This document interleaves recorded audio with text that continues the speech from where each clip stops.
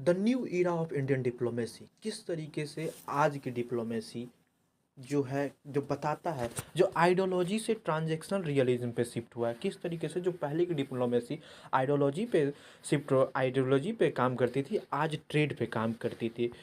1950 से 2000 तक diplomacy was largely based on ideology, capitalism या कम्युनिज्म। कोई देश कैपिटलिज्म को मानता था, कोई कम्युनिज्म को मानता था। पर modern shift move toward the transactional diplomacy और आज transactional demo focusing national interest practice outcome किस फोकस करता है कि किस तरीके से उसका नेशनल इंटरेस्ट पे काम करता है। Productivity power global south lead of India position it's a voice of developing nation.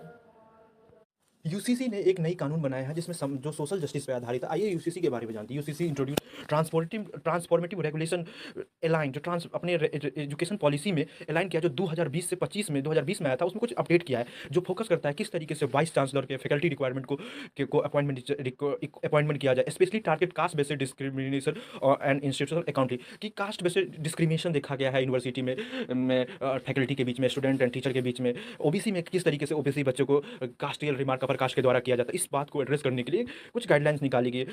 और गाइडलाइंस में कहता है कि national higher education qualification framework बनाया जाए कि किस तरीके से नेशनल हायर एजुकेशन, जिस हायर एजुकेशन किस तरीके से क्वालिफिकेशन हो यूजी पीएचडी लेवल के फैकल्टी मेंबर के लिए, स्टूडेंट के लिए। एंड और यूजीसी का गाइडलाइंस हो कि 500 से भी ज़्यादा ग्लोबल जो यूनिवर्सिटी है उसको इंडिया कैंपस मिले, इंडिया में मिले, ताकि इंडिया के हर सेक्शन के बच्चे को ज़्यादा से ज़्यादा इनरोल हो, पढ़े लिखे और आगे बढ़े देश। गवर्नमेंट ने अपॉइंटमेंट रखा किस तरीके से वाइस चांसलर को अपॉइंट किया जाए, ताकि जो जो अभी कुछ दिन पहले सुप्रीम कोर्ट का जजमेंट आया था कि वाइस चांसलर के अपॉइंटमेंट के तहत उसमें किस तरीके से जल्दी ऐड किया जाए, क्योंकि प्रोसेस डिले हो रहा था। 50% वाइस चांसलर मेंबर अपॉइंटमेंट ही नहीं होते रहते, अपॉइंटमेंट ही नहीं हो रहे थे यूनिवर्सिटी में।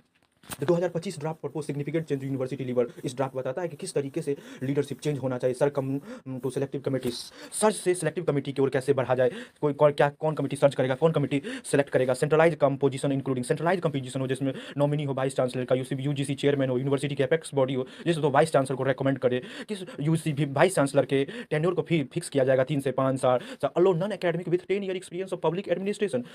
नॉन एकेडमिक भी जो आदमी कभी कोई प्राइवेट यूनिवर्सिटी चलाते हैं जो 10 ईयर्स एक्सपीरियंस है और जो कभी पॉलिसी में पार्ट ली हो, सबको भी कमेंडेटरी कंप्रोमाइज में institution failing to follow this norm risk being debarred UGC grant scheme. और इंस्टीट्यूशन को इस तरीके की जो यूनिवर्सिटी ग्रांट है उसके तहत उसको अपॉइंटमेंट किया जाएगा।